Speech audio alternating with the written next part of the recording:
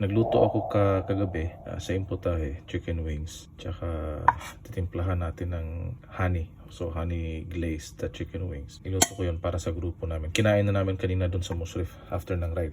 So ito, as promise to my kids, ito yung lunch namin ngayon.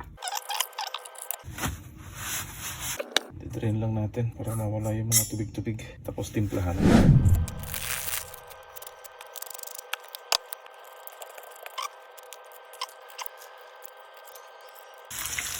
Pares tayo ng greens.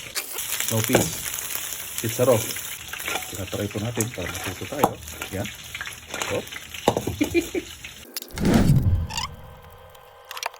Tapos na yung pagprito natin. Yuhu! Ito yan. Paksi ang bahaw.